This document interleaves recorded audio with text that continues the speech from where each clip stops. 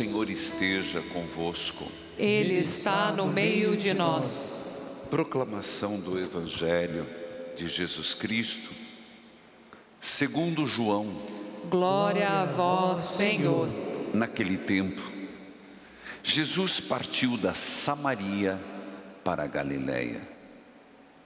O próprio Jesus tinha declarado que um profeta não é honrado na sua própria terra.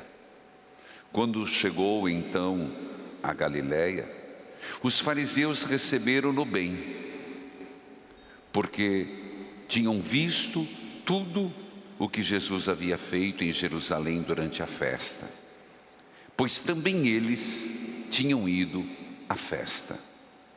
Assim, Jesus voltou para Caná da Galiléia, onde havia transformado a água em vinho. Havia em Cafarnaum um funcionário do rei que tinha um filho doente. Ouvindo dizer que Jesus tinha vindo da Judéia para a Galiléia, ele saiu ao seu encontro e pediu-lhe que fosse a Cafarnaum curar seu filho que estava morrendo.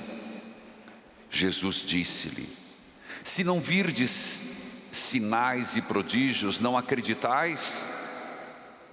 O funcionário do rei disse: Senhor, desce, antes que meu filho morra. Jesus lhe disse: podes ir, teu filho está vivo. O homem acreditou na palavra de Jesus e foi embora. Enquanto descia para Cafarnaum, seus empregados foram ao seu encontro, dizendo que o seu filho estava vivo. O funcionário perguntou: a que horas o menino tinha melhorado? Eles responderam: a febre desapareceu ontem pela 1h. O pai verificou que tinha sido exatamente na mesma hora em que Jesus lhe havia dito: teu filho está vivo. Então, ele abraçou a fé, juntamente com toda a sua família. Esse foi o segundo sinal de Jesus, realizou quando voltou da Judéia para a Galiléia. Palavra da salvação. Glória a vós, Senhor. Que a palavra de Deus perdoe os nossos pecados. Amém. Filhos queridos, neste santuário de Jesus das Santas Chagas, Nossa Senhora de Guadalupe, estamos na 4ª semana da Quaresma. E para quem participou da missa ontem, temos que lembrar que deve ecoar durante toda a semana a mensagem que o domingo traz. Sempre é assim, sempre o domingo tem que ecoar, mas de modo particular na Quaresma, porque os evangelhos foram escolhidos a dedo para nos colocar os principais temas desse processo quaresmal, deste processo, e nos ajudar nesse espírito de conversão, de preparação para a Páscoa do Senhor. Então faço lembrança que ontem era chamado o domingo da alegria. Por isso, alguns, não era obrigatório, é mais recomendável, os paramentos róseo, atenuar a Quaresma e dizer que há motivo de nos alegrarmos, há motivos para termos esperança. E qual era o motivo da alegria? um Pai misericordioso. A alegria, um Pai bondoso. A alegria de um Pai perdoador. Por isso, escolhido a dedo, a igreja colocou o Evangelho, onde narra a belíssima parábola do Pai da misericórdia, acolhendo o filho pródigo, acolhendo o filho mais velho. Então, o motivo da alegria do quarto domingo é que Deus quer se reconciliar sempre. E no coração de Deus, sempre de portas abertas, como o pai da parábola, portas abertas do coração e da casa, sempre somos convidados a voltar. E isso é chamado ecoar, hoje, amanhã, até sábado. E é nesse espírito que vem o Evangelho de hoje, que é de João. João evangelista, se você lembrar, ele nos conta que o primeiro grande sinal de Jesus, o primeiro grande milagre de Jesus foi bodas de Caná. Quando Jesus estava na cidade de Caná, na região da Galileia, e transformou água em vinho. Mas João faz questão de falar o segundo grande milagre de Jesus. Se o primeiro foi a transformação da água em vinho, hoje você acabou de ouvir o segundo milagre. Qual? Primeiro, João faz questão de mostrar um pouquinho a trajetória de Jesus. Jesus, Caná, Galileia, região da Galileia. Ele em Caná faz o milagre. Vai na Galileia, na sua cidade onde vivia, que era Nazaré. Não foi bem aceito. Volta para a Judeia, Jerusalém, outro estado. É região, mas vamos falar estado. E volta para Caná. Então, por que aparecem essas coisas? Para que a gente entenda um Cristo itinerante, um Cristo que sempre está levando o Pai misericordioso. Este Deus que quer acolher a todos, este Deus que não faz acepção de pessoas. Quem não aceita Deus são as pessoas. Os fariseus, também o seu povo lá em Nazaré. Quer dizer, Deus veio para atingir a todos os corações.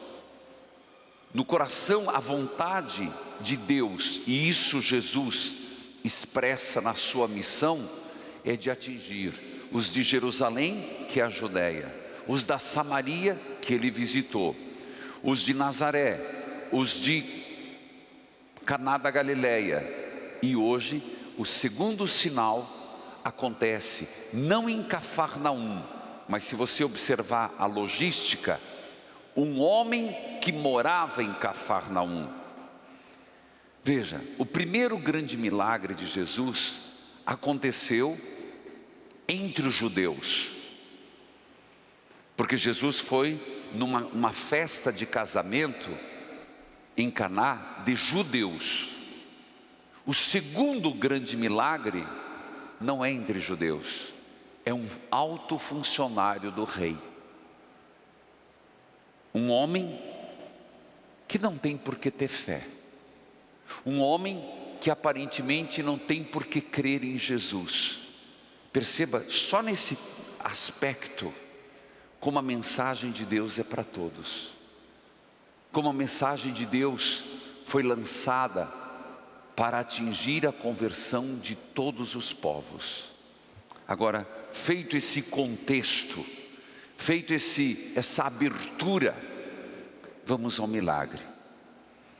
Esse homem estava em Cafarnaum, que lá, quem morava em Cafarnaum, vamos ver se vocês são bons de Bíblia, Pedro. e a sogra de Pedro. Jesus estava em Caná da Galileia. Esse homem ficou sabendo que Jesus estava em Caná. E esse homem vai. Pela lógica do texto, ele deve ter ido no final da tarde. Mas ele vai atrás de Jesus, por quê? Ele expressa, João faz questão de dizê-lo. Esse homem ouviu dizer que Jesus tinha voltado e pediu-lhe que fosse curar seu filho que estava morrendo. Um ato de fé. Sempre há de se pensar, este homem, se você tem um filho morrendo, você só deixaria teu filho em casa se for para ir chamar o SAMU, se for para ir chamar alguém que vem curar, é ou não é? Você não vai deixar teu filho morrendo? Bom, tem gente louca para tudo, né? Para ir para uma festa. Se esse homem deixou o filho morrendo e foi atrás de Jesus, ele no fundo, por si só, ele está reconhecendo, Jesus é que vai curar meu filho. É Jesus que vai ser a resposta. É Jesus que é o médico dos médicos. É Jesus que vai poder atender a minha prece. E lembre-se, um alto funcionário do rei era um homem de posses. Então não é que ele não tinha outro recurso, não é que ele não tinha acesso aos médicos, é porque ele vai atrás daquele que pode resolver os problemas. É impressionante, meus irmãos, porque quantas vezes nós estamos com problemas, não necessariamente um filho morrendo, mas filhos padecendo, famílias sofrendo, pessoas desanimadas. Quantas e quantas vezes você passa por situações em que você olha e fala, eu não sei o que fazer. Hoje eu fiquei compadecido de uma mulher que escutou o programa. Inclusive na hora do oremos, rezei por ela, eu não lembro mais o nome. Mas meu Deus, que sofrimento, que vida difícil. Um casamento de 39 anos, 8 anos o marido traindo com bigamia. Tristeza, meu Deus do céu. E não é só isso. Todas as pessoas que de repente estão nos acompanhando, a gente não sabe quanto sofrimento, como as pessoas estão fragilizadas por si, mas às vezes alguém da família que está internado, processo de recuperação, ou seja um câncer, ou seja alcoolismo, ou seja drogas, ou casamentos que estão ruindo. Primeiro movimento, faça como esse alto funcionário do rei, me permita dizer, largue tudo, e se dê conta, eu sozinho não vou resolver, aqui vai além das minhas forças, aqui eu preciso da ajuda de Deus. Você vai falar, mas isso é óbvio. Não, não é tão óbvio.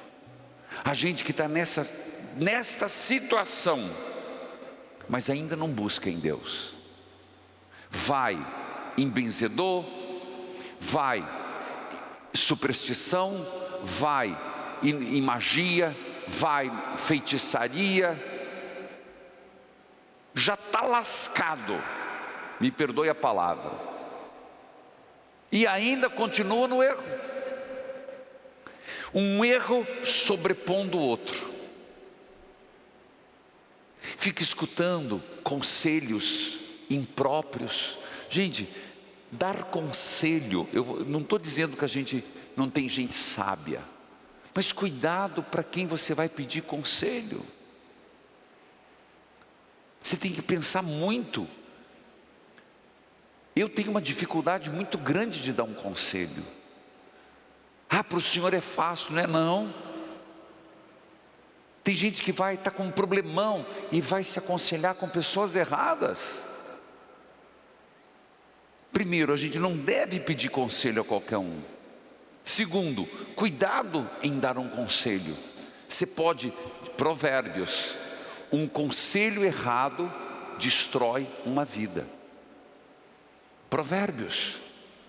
Veja, eu fico olhando para esse movimento do homem, desesperador, o filho morrendo, e ele anda um dia, ele faz uma caminhada de um dia. Tem que ter fé. Jesus dá uma sapecada nele, mas você tem que entender por que João coloca isto. Porque João não quer apresentar o milagre pelo milagre.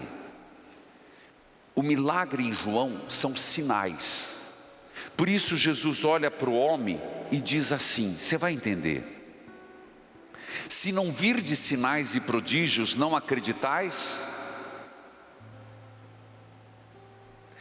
Junto com isso, o que o funcionário disse, parece que veja o que é um homem de fé.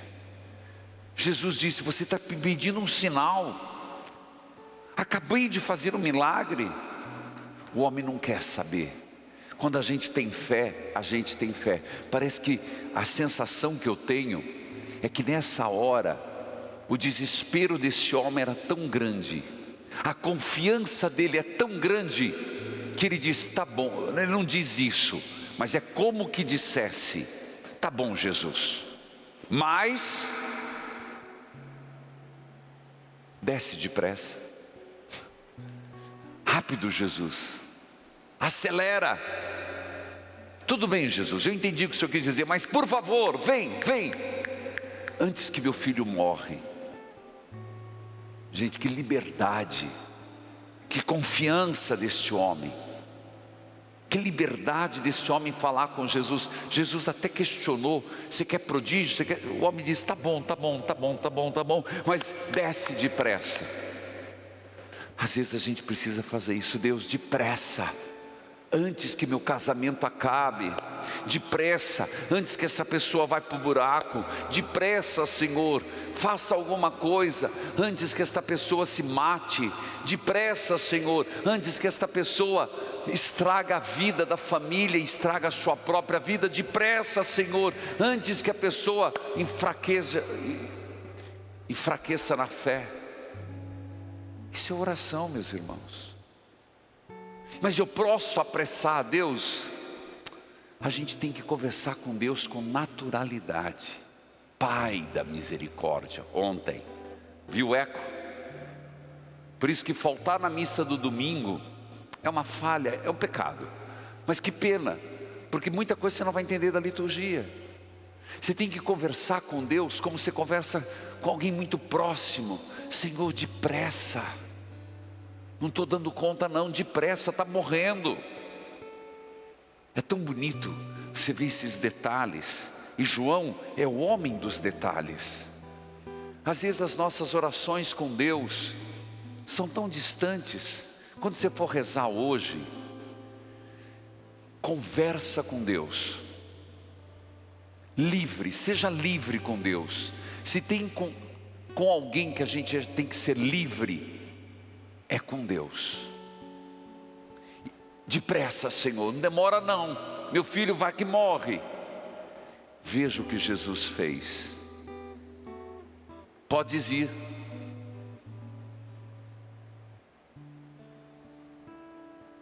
Teu filho está vivo.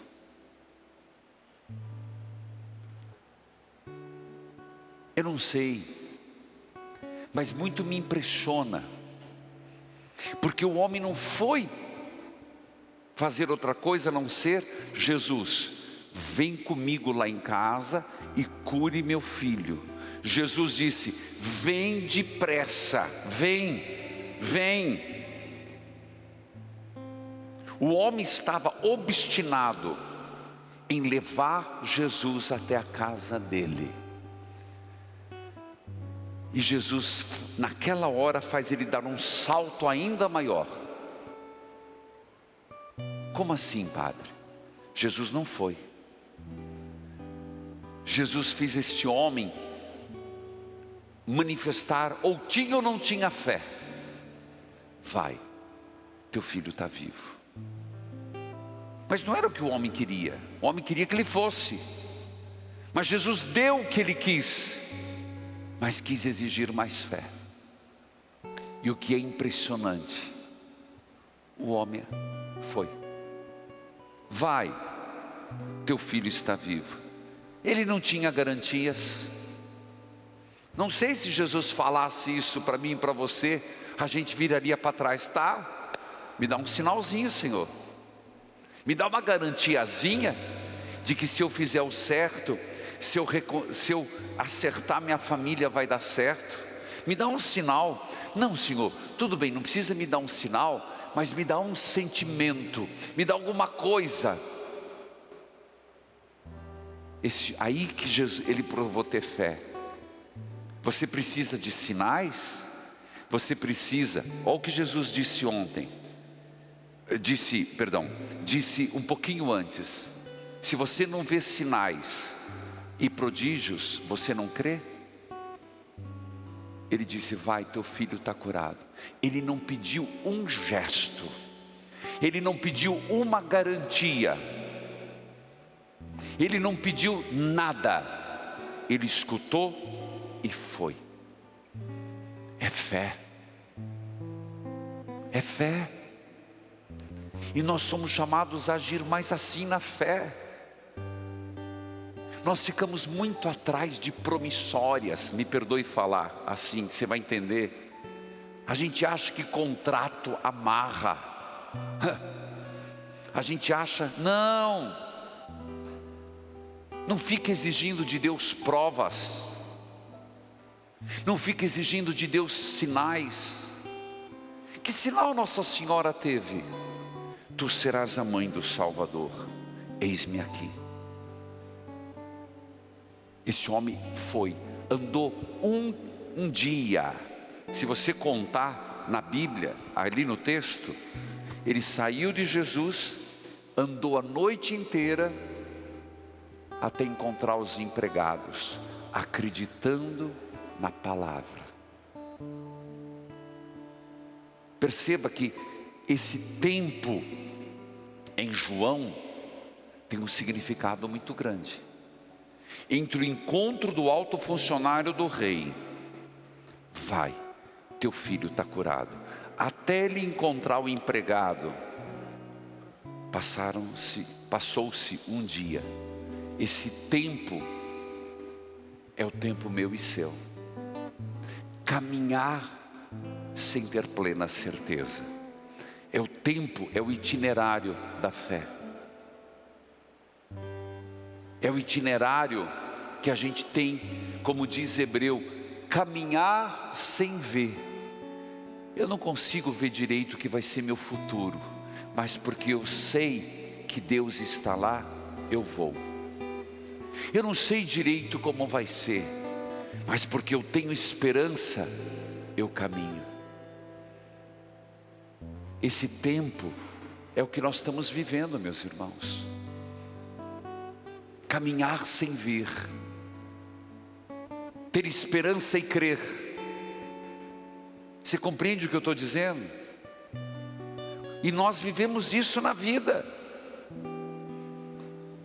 Não espere ter todas as certezas para se lançar em Deus. Você não vai ter, eu não vou ter. Se resolve um questionamento, vem outro. Se resolve um problema, vem outro. E sempre o inimigo vai nos colocar dúvidas e incertezas. Sempre nós vamos estar lutando nessa batalha contra o mal. Mas lutando, caindo, levantando, eu vou. Foi quando ele encontrou empregado. Os empregados. Teu filho está bom. Mas que hora que aconteceu isso? A 1h da tarde de ontem. Foi exatamente quando Jesus me disse, vai, teu filho está curado.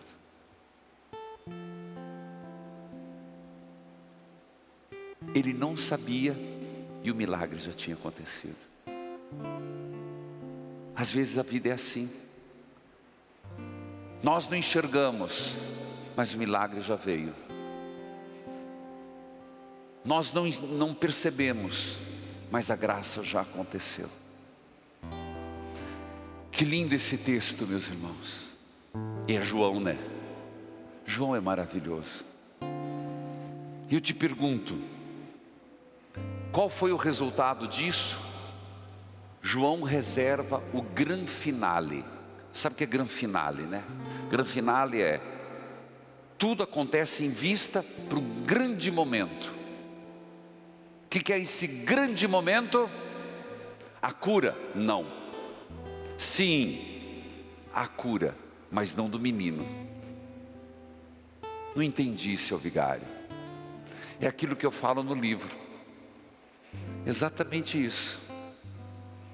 Lembra que eu explicava por que eu escrevi esse livro? Porque a gente pede: Deus,